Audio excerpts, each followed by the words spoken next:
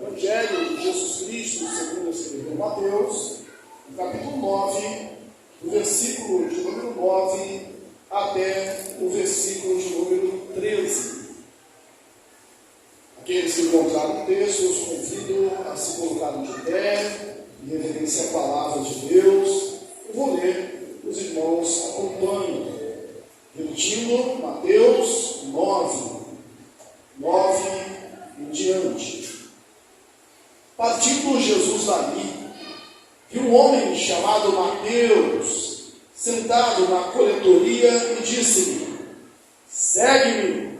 Ele se levantou e o seguiu. E sucedeu que, estando ele em casa, à mesa, muitos publicanos e pecadores vieram e tomaram lugar com Jesus e seus discípulos. Ora, vendo isto, os fariseus perguntavam aos discípulos: por que come o vosso mestre com os publicanos e pecadores? Mas Jesus, ouvindo, disse: os sãos não precisam de médico, e sim os doentes. E ide, porém, e aprendei o que significa: misericórdia quero, e não holocaustos, pois não vim chamar justos, mas pecadores ao arrependimento. Amém? Sentai-vos, irmãos. Durante a liturgia, o transcorrer do culto, nós cantamos um cântico que me chamou a atenção para esse texto da mensagem de hoje. E nós repetimos o refrão desse cântico: o Deus do impossível não desistiu de mim. O Deus do impossível não desiste de nós. E que maravilha isso! O que isso tem a ver com o texto que nós estamos lendo, estamos expondo aqui? A palavra de Deus, capítulo a capítulo, no Evangelho de Mateus, já estamos no capítulo 9. Quando ele entra ali, depois do Sermão do Monte, da ética do reino, do poder do reino, Jesus purifica um leproso, tocando o leproso. O improvável aconteceu, o impossível aconteceu. Não só a purificação, mas o fato de Jesus, um homem, Deus homem, tocar no leproso. Os judeus não faziam isso. E aí, com um toque, ele purifica e diz: quero ser limpo. Mas se aquele toca cura com um toque, do filho, do servo, do oficial, do centurião, ele não toca, ele não chega perto, ele não vai. Ele até tinha se disposto aí: eu vou lá curá-lo. Aí o centurião manda mensageiro dizendo: Senhor, precisa vir. Eu sou homem sujeito à autoridade. Eu digo a este: vem, ele vem. Eu digo a este: vai, ele vai. Manda apenas uma palavra e o meu servo ficará curado. Ele curou. Mas Jesus vem também e acalma uma tempestade. Os discípulos estão passando para outro lado. Jesus está dormindo, diz o texto, no barco. Senhor, não te dá que pereçamos? Ele, homem de pequena fé, ele diz para o mar: aquieta-te, emudece-te. E eles ficam assim: quem é este? E até o mar e o vento lhe obedecem a voz. Mas ele cura também um paralítico que desce pelo telhado. Nós vimos isso na semana passada. Pelo 4 amigos o carregam, não conseguem chegar. E a primeira coisa que ele diz para esse homem é: filho, eu Deus não desiste de você. Enquanto você está abandonado, está desanimado, desencorajado, paralítico, numa cama, sem direito ou sem liberdade de viver, contando com a bondade de amigos. Ainda bem que esse homem tinha amigos, se o carregasse. Mas Jesus olha para ele e diz: filho.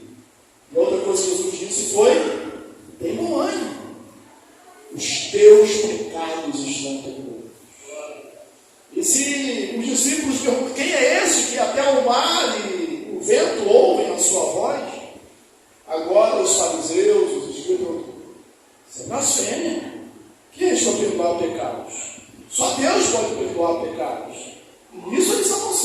Deus era poderoso para perdoar pecados ou mesmo curar enfermidades. Mas o que eles não sabiam, o que eles não queriam reconhecer, o que era ilógico para eles, impossível, é que Jesus era o próprio Deus. Ele responde: para que saibas, o Filho do Homem tem na terra poder para perdoar pecados do seu paralítico. Levanta, toma a tua casa, toma teu leito e vai para a tua casa. Quando ele atravessa o mar da Galileia, do outro lado, depois de acalmar a tempestade, ele é confrontado pelos endemoniados gadarenos. Ele expulsa aquela legião e os gadarenos pedem que ele se retire, porque eles amavam mais os porcos, o lucro, do que a própria presença de Jesus. Mas agora, a gente vê mais intensificado o improvável, o impossível. Quem era esse Mateus? O texto que nós lemos está nos 3 evangelhos sinóticos: Mateus, Marcos e Lucas. Marcos no capítulo 2 e Lucas no capítulo 5. Quem é esse Mateus? Aqui é chamado de Mateus, e Marcos e Lucas, no mesmo texto que segue a cura do paralítico, ele é chamado de Levi. São as mesmas pessoas. Em todos os evangelhos, quando aparece a lista dos 12, não aparece o nome de Levi, mas sempre Mateus. O que aconteceu? Jesus, no chamado de Mateus, mudou o nome de Levi para Mateus? É uma possibilidade. A outra é que ele sempre teve 2 nomes, não é comum naquele tempo: Paulo e Saulo, Pedro e Céfas, Simão, Bartolomeu, também tinha outro nome, Natanael. As pessoas tinham mais de um nome. É uma possibilidade. Mas o que ele era, irmãos? Ele era um publicano. E você sabe o que era um publicano? Um publicano, ele era pior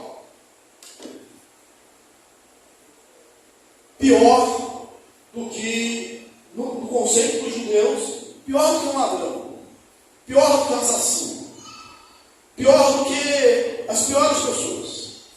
Na lista de profissões que os judeus tinham como dignas, ali acima de todas estava a profissão de publicano. Eles eram odiados por todos. O publicano, ele não era considerado digno de testemunhar no tribunal. Os judeus entendiam que para o publicano não havia possibilidade de arrependimento, de mudança. Mas quem eram os publicanos? Quando Roma tomou conta, invadiu, dominou Jerusalém, ela tinha que cobrar impostos de maneira eficaz, simples e barata. O que ela fez? Ela vendeu esse direito a homens, os publicanos, que compraram esse direito em troca de devolver a Roma uma quantia em tempos, impostos. O que passasse dessa quantia estipulada era do publicano. Parece que Mateus não era o principal dos publicanos. Depois, essa legislação foi mudando nos tempos de Jesus, porque estava muita margem para injustiças. Não haviam periódicos, não havia meio de informação, não havia internet, você pudesse consultar lá quanto eu devo de imposto. O publicano, ele cobrava o que ele queria, extorquia dos seus. Ele era um voluntário a serviço do opressor, a serviço do inimigo. Era um homem que estava contra a sua pátria, cobrando impostos. E a maioria deles se enriquecendo com isso. Esses eram os publicanos, de todos odiados. O homem mais improvável para ser chamado para ser apóstolo de Jesus. E onde ele está quando Jesus o chama? Fazendo o seu trabalho. fazendo o que ele sabia fazer, cobrando impostos.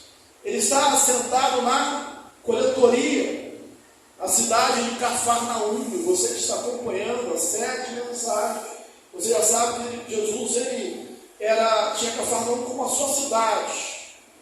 Nasceu em Belém, foi criado, passou a sua mocidade, infância, mocidade, em Nazaré, mas o seu ministério, ele esteve mais em Cafarnaum.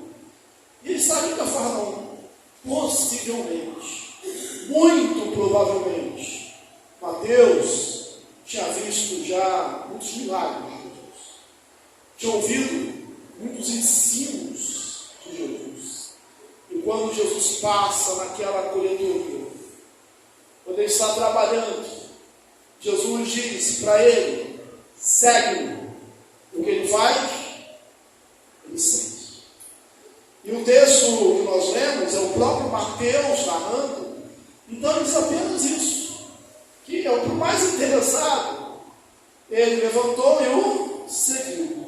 Lucas, ele já diz algo mais, que deve nos deixar inteirados do grau da decisão de Mateus. Diz que Mateus, ou Levi, deixando tudo no seu. Porque se por um lado o publicano não tinha prestígio entre os judeus, por outro lado, nada ali faltava. Eram ricos, eram poderosos, estavam com os romanos, tinham tudo do bom e do melhor, e agora Jesus passa e diz para esse homem: segue-me.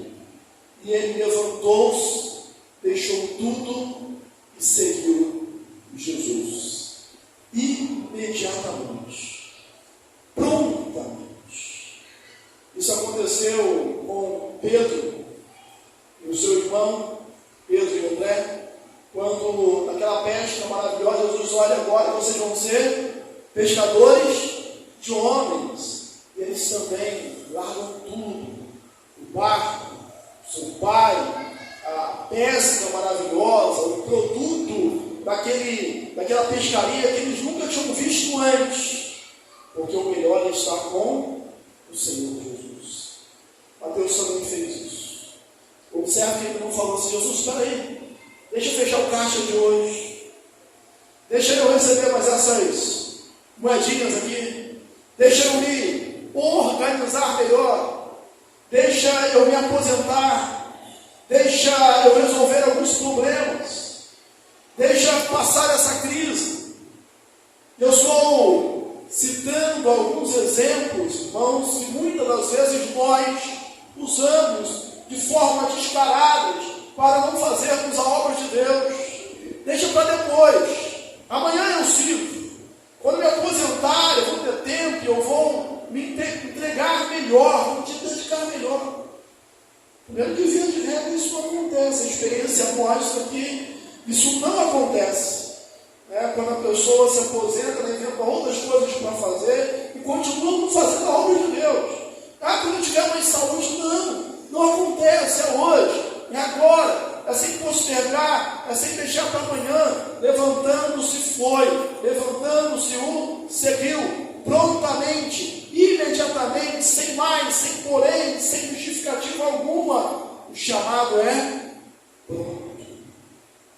A Bíblia diz que quem é fiel no pouco, sobre muito te o colocarei, sobre muito o colocarei. A chamada é assim, ela é pronta, ela é imediata. Ouça a voz de Deus, atenda ao chamado de Deus. Todos nós temos a nossa vocação. A reforma veio evidenciar a verdade da palavra de Deus, do sacerdócio universal de todos os crentes. Todos nós temos o nosso ministério. Todos nós. Ninguém foi chamado para ser espectador. Todos nós recebemos o ID de Jesus e pregar o Evangelho a toda a criatura, batizando o nome do Pai, do Filho e do Espírito Santo. E a grandiosa promessa: eu estou convosco até a consumação dos séculos. Parece que a gente quer desmembrar essa palavra de Jesus, de Mateus 28. Não é isso? Na prática, Senhor, não dá para ficar só com a segunda parte? Eis que estou convosco todos os dias, até a consumação do século. Porque esse negócio da tua presença, da tua companhia, do teu conforto, da tua proteção, do anjo do Senhor que acampa ao redor daqueles que o temem e os guarda, é bom. Mas arregaçar as mangas, imprimir de Jesus, aí é outra história. Mas a Bíblia o chama de maneira integral. Em segundo lugar, irmãos, a gente vê que Mateus, ele é um homem humilde, generoso e cheio de estratégia. Cheio de estratégia.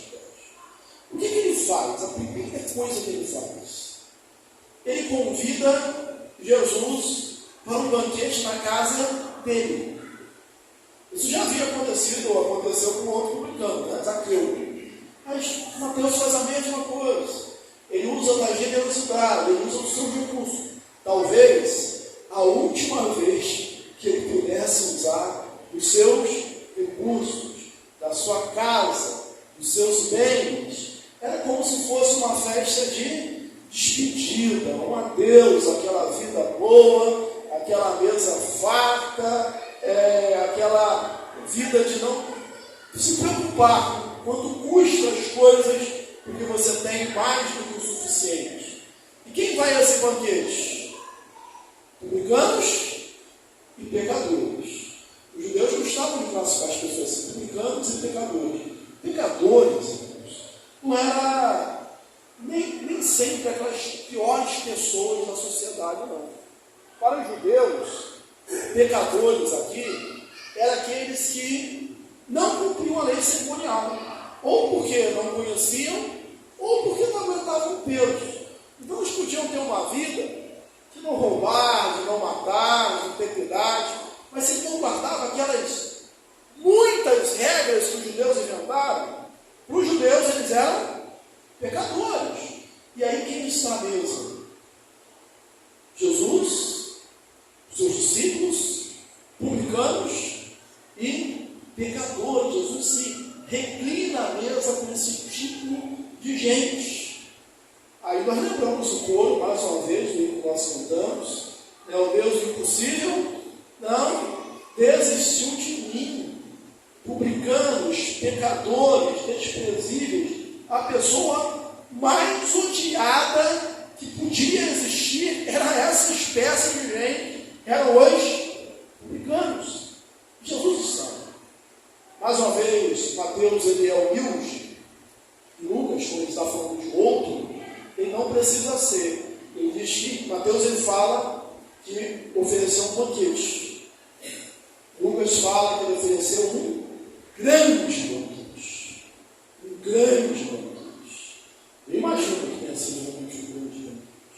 Mas além de Jesus, os discípulos, Mateus e seus amigos, coletores de impostos, odiados por todos, estavam também os pecadores, e também os fariseus e os discípulos de João. Os fariseus estavam ali como fiscais da lei. E aí, no meio daquela festa, daquela celebração, aqueles que estão ali como fiscais da lei, como críticos tão somente, eles nem se atrevem, talvez por medo, a perguntar a Jesus. Eles perguntam aos discípulos de Jesus, um tom de crítica, um tom de censura. Por que come o seu mestre com publicanos e pecadores? Porque como judeus não comiam publicanos e pecadores. Na verdade, os judeus nem entraram na casa dos gentios. Você lembra de Pedro indo lá, em Atos 10, à casa de Cornélio, mesmo depois da visão que ele teve, a primeira coisa que ele fala quando chega na casa de Cornélio é dizer assim: olha, eu sou judeu, não é isso que o judeu entrar na casa do gentio, mas ele entrou, porque Deus o mostrou que não deveria chamar de impuro aquilo que Deus tornou puro. Eles não comiam. E sentar significava comunhão. E de fato era comunhão. E aí, os fariseus perguntam isso. É como dissessem para os discípulos de Jesus: que vergonha, hein? Vocês escolhendo um mestre, um guia para vocês, um professor, que comete esta blasfêmia, comete este ato tão repugnante de comer com coletores de impostos, com publicanos. Não foi um, não. Muitos publicanos e muitos pecadores. Por isso que Lucas deve estar muito certo quando diz que foi um grande banquete. Jesus, da mesma forma que ouviu os fariseus lá na cura do paralítico, estava assim: quem pode perdoar o pecado? Só Deus pode perdoar pecados. Jesus ouviu, interveio, então, ele também, ele escuta, ele sabe, ele sonda mente e corações. Ele fala com os fariseus antes dos discípulos poderem responder: olha, vão e aprendei o que significa misericórdia quero e não sacrifício.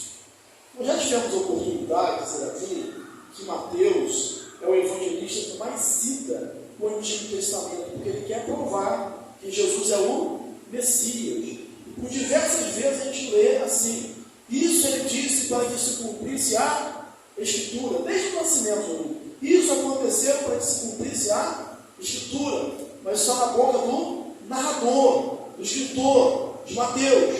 Aqui não está nos lábios de Mateus, está nos lábios do próprio Senhor Jesus. A citação de um texto do Antigo Testamento, a saber, Oséias 6:6, que era um texto que falava da vinda do Messias. E depois, o texto lá: porque misericórdia quero e não sacrifício, e o conhecimento de Deus é melhor do que o holocausto. Sabe o que Jesus estava dizendo para os fariseus? Vamos ler a Bíblia. Vamos ler a Bíblia, vamos reavaliar os pensamentos de vocês, e depois vocês vão conversar comigo. Vamos lá, vamos aprender nas Escrituras, vamos ler a palavra.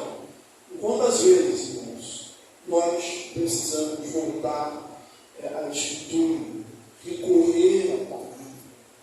Esse é o lema também da reforma. A igreja reformada sempre reformando, lendo a Bíblia, estudando a Bíblia, se inteirando do que é a vontade de Deus revelada nas Escrituras. É como Jesus perguntasse para eles: onde está a misericórdia? Lá em Oséias é que eles viviam uma vida, os judeus, desregrada, uma vida cheia de assassinato, de homicídio, de prostituição, mas a vida ritual deles estava em dia. Eles continuavam indo ao templo oferecer sacrifícios. E aí o profeta Oséias, usado por Deus, diz exatamente isso: olha, isso é uma incoerência. Deus ele não quer o sacrifício, lembra até lá de Samuel repreendendo Saul: olha, o obedecer é melhor do que o sacrificar. Deus não quer o sacrifício. A misericórdia é melhor do que o sacrifício. O conhecimento de Deus é melhor do que o holocausto. Você tem que parar de viver não somente nessa prática exterior da fé, da religião. Vocês têm que experimentar o que é misericórdia.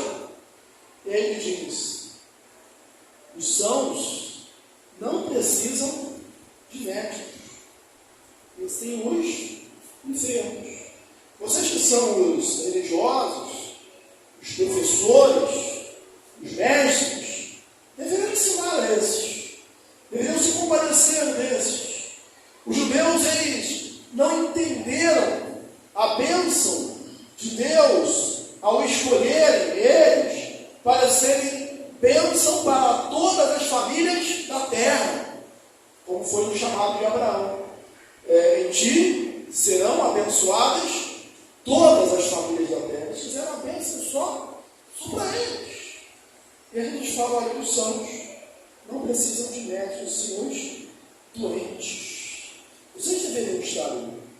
E é como se ele estivesse dizendo assim: olha, eu não estou aqui comunicando com publicanos, com pecadores, como se, lembrando o Salmo 1, como se eu estivesse assentado à roda dos escarnecedores. Eu não estou aqui fazendo o que eles fazem. Eu não estou aqui vivendo o que eles vivem. Você olha e vê que eu sou um médico no meio dos doentes, porque é nessa condição que eu estou aqui, como médico no meio dos doentes. Seria uma insanidade, uma incoerência, um médico dizer assim: eu não quero, eu sou médico, mas eu tenho assim uma aversão ao hospital, eu gosto de ver gente doente, não é comigo não. Eu sou cheio de toque, cheio de fobias aqui, eu vou me infectar, vou me contaminar. Eu acho que o médico tem os seus cuidados, né? Mas ele tem que estar onde? Onde estão os doentes, onde estão os enfermos, onde estão as pessoas que precisam. E aí Jesus, olha, eu sou médico, no meio dos enfermos. E aí ele já diz uma outra verdade aqui, é uma tríplice revelação. Ele fala também: eu vim, com a sua autoridade, eu não vim chamar justos, eu vim chamar pecadores ao arrependimento. Eu não vim chamar justos, eu vim chamar pecadores. Lucas acrescenta: pecadores ao arrependimento. É como se ele estivesse dizendo: olha, eu não tenho nada com vocês.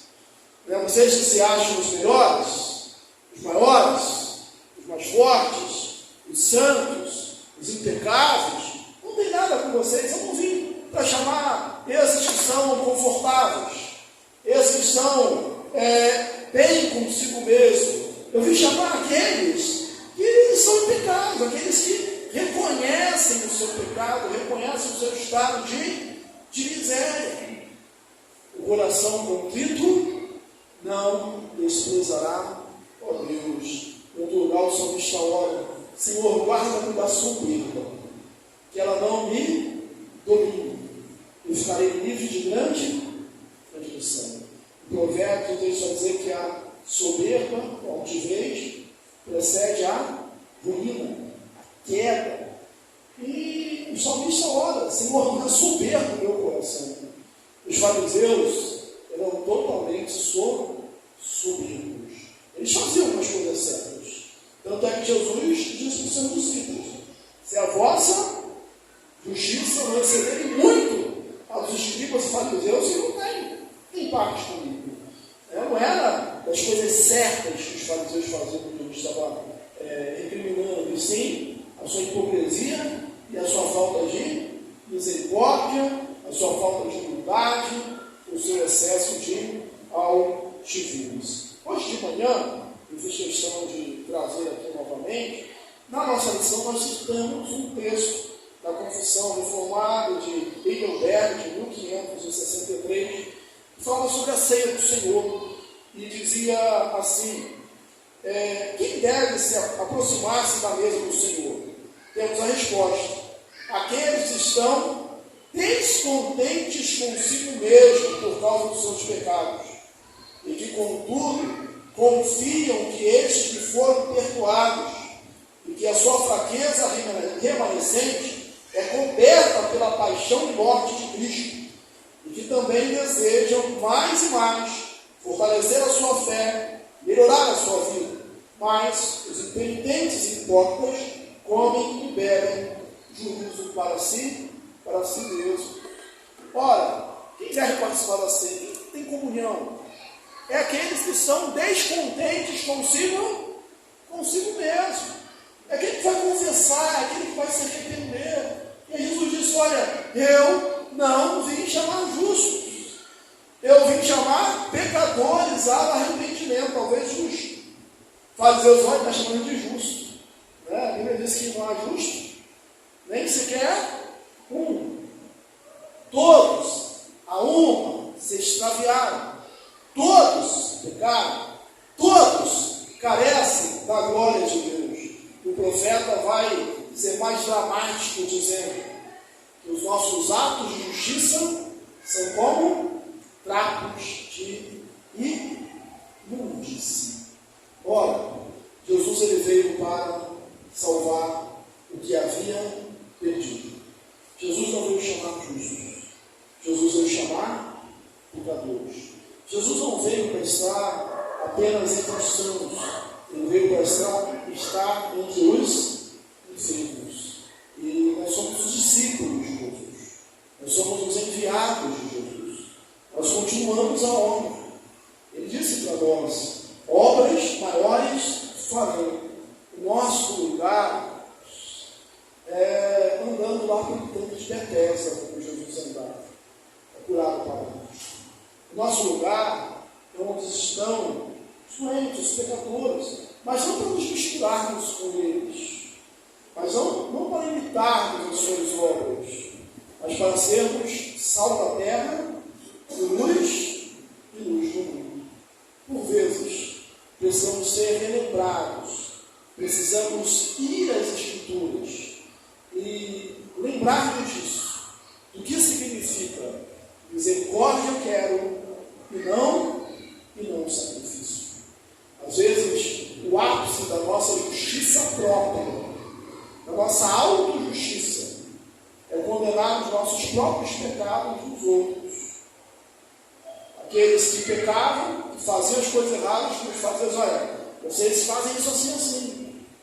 É o que é errado, querendo que o outro seja mais errado do que ele, para poder transferir a responsabilidade. Eu sou ruim, mas tem gente pior do que eu. Tem gente mais baixa do que eu. Misericórdia eu quero, e não sacrifícios. Nós não lemos, mas eu vou mencionar ainda nessa mensagem o que os discípulos de João fizeram. Talvez com mais sinceridade.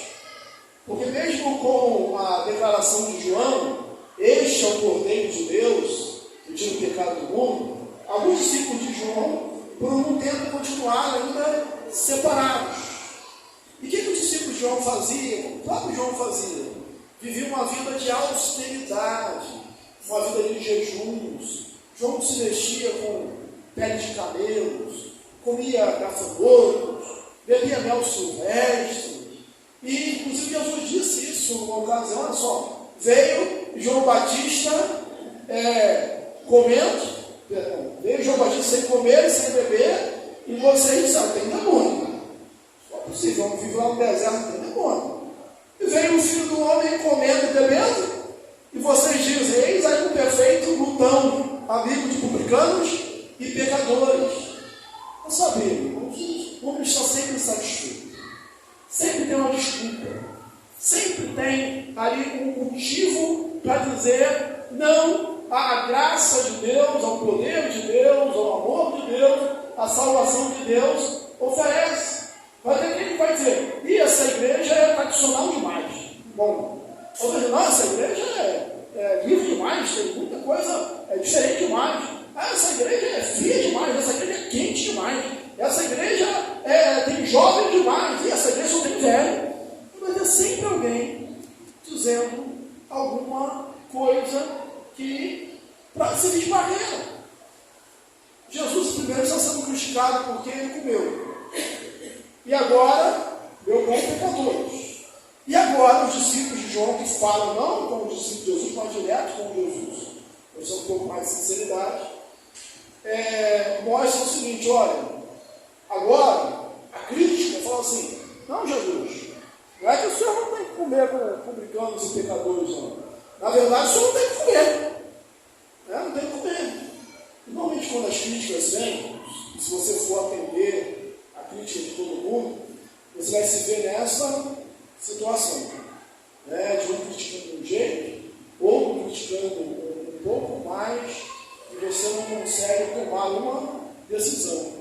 Por isso que o melhor caminho é a autenticidade, é a santidade, é uma vida limpa, é uma vida purificada, melhor dizendo, justificada diante de Deus. A resposta que Jesus deu para João, para os discípulos de João, foi a mesma. Que ele tinha dado até aqui, olha, o noivo, acaso pode os amigos do noivo estarem tristes, quando o noivo está no bebê?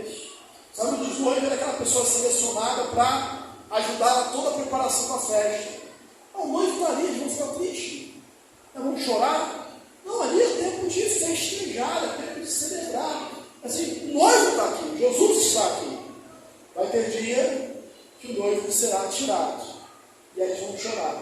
aí eles vão jejuar. Só que esse dia foi breve, por um pouco tempo, porque o noivo está conosco de novo. Ele já ressuscitou. Por isso que a religião cristã não é um caminho, uma procissão funerária. É um caminho de festa, porque o noivo está presente. Jesus está presente. Que Deus nos abençoe, que você lembre. Olha, eu não sou digno. Por que Deus me chamaria? Por que Deus me usaria? Por que Deus faria alguma coisa através de mim? Lembre-se, Deus fez através de Mateus, o homem que era mais odiado pela sua profissão, tinha a profissão mais odiada de todo Israel. Deus chamou, Deus usou, e olha, que ele não fez um discurso, ele simplesmente disse: vem e segue-me. E a resposta foi pronta. Amém. Feche os olhos, vamos falar.